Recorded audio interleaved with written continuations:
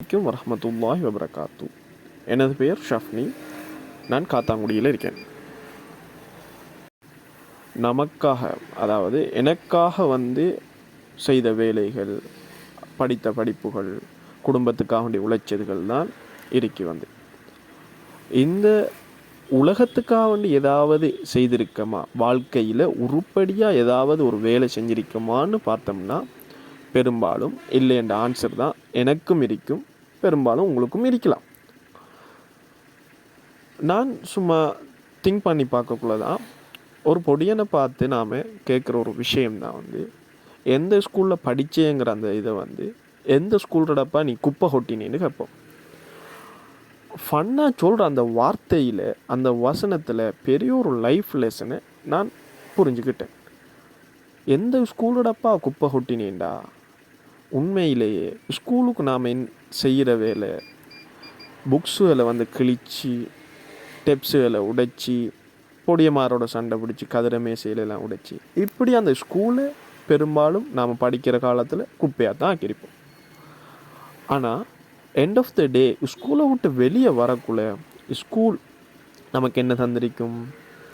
பெரியோர் நாலேஜை தந்திருக்கும். இந்த சமூகத்தில் உழைக்கிறதுக்கு, இந்த சமூகத்தில் வாழ்கிறதுக்குரிய நல்லது அறிவையும் எடுக்கேஷன் சர்டிஃபிகேட்டையும் தந்திருக்கும். நாம் அதை கொண்டு வெளியே மிச்சம் நல்லா வாழுவோம், உழைப்போம், நல்லா இருப்போம். ஆனால் ஸ்கூலில் நாம் போட்ட குப்பைகளை அள்ளிருப்போமா? இல்லை. அது அப்படியோ தான் அந்த ஸ்கூல் இன்னும் பின்னுக்கு போயிட்டுருக்கும்.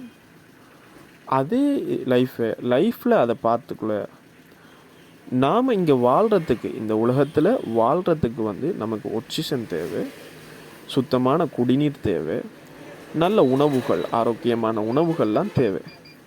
இந்த உலகத்தில் அதையெல்லாம் தார இந்த நேச்சர், இயற்கையே நாம் எப்படி பார்த்துக்கிறோம்? மரங்களை வெட்டி, கடல்களில் குப்பைகளை போட்டு, இன்னும் என்னென்னலாம் அநியாயம் செய்ய இயலுமோ நம்முடைய சந்தோஷத்துக்காக வேண்டி அவ்வளோத்தையும் நாம் இந்த இயற்கைக்கு செல்கிறோம். உதாரணத்துக்கு பெரும்பாலும் சுற்றி காணக்கூடிய ஒரு விஷயந்தான், வீட்டுக்கு முன்னுக்கு ஒரு மரம் நிற்கண்டா, அந்த வீட்டு கதவை கொஞ்சம் பெருசாக்குறதுக்கு, பார்க்கிங் மாதிரி செய்கிறதுக்கு அந்த மரத்தை வெட்டுவாங்க. சின்ன ஒரு விஷயத்துக்காக வேண்டி அந்த மரத்தை வெட்டுவாங்க. ஆனால் அந்த மரம் அவங்களுக்கு எவ்வளோத்தையும் கொடுத்துருக்கும், அது அவங்களோட கண்ணுக்கு விளங்காது. மரத்திலேருந்து அந்த இலை உதிர்ந்து இன்னைக்கு முன்னுக்கு குப்பையாக இருக்கி, அதை கூட்டி அள்ளுறதுக்கு மாய்ச்சலாக இருக்குங்கிறதுக்காக வேண்டி அந்த மரத்தை வெட்டுவாங்க. அதே போல் குப்பைகளை போட இடம் இல்லாட்டி கடல்களில் கொண்டு போடுறது, ஆற்றுல போடுறது, ரோட்டுகளில் பாதைகளில் யாராவது எம்டி வளவுக்கு முன்னுக்கு போட்டு போடுறது, இப்படி எத்தனையோ விஷயங்கள் இந்த இயற்கைக்கு அகெயின்ஸ்டாக நாம் செஞ்சிட்ருக்கோம். அப்போ தான் நான் ஒரு முடிவெடுத்தது, ஏதாவது ஒன்று நாம் உருப்படியாக ஒன்று நம்மளோட லைஃப்பில் ஏதாவது ஒன்று செஞ்சுட்டு போகணும் என்று முடிவெடுத்தேன். அப்போ என்ன செய்யலாம்?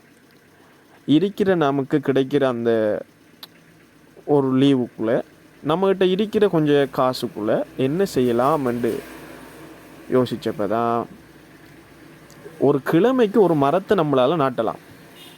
நம்மளால் அது முடியும். ஒரு கிழமைக்கு ஒரு மரம் ஒன்றை வீதியோரமாக இல்லை எங்கே சரி நாட்டுறதுக்கு நம்மளால் ஏழுமெண்டு முடிவெடுத்து தான் இந்த முதலாவது மரத்தை நான் நாட்டுறேன். நீங்களும் உங்களோட வாழ்க்கையில் ஏதாவது உருப்படியாக செய்யணுமென்று முடிவெடுத்தீங்கண்டா அதை கட்டாயம் செய்யுங்க. அப்படி ஒரு சிந்தனையை முதல்ல சிந்திச்சு பாருங்கள், என்ன செய்யலாமென்று. அதுக்கு முதல்ல சப்ஸ்கிரைப் பண்ணுங்கள்.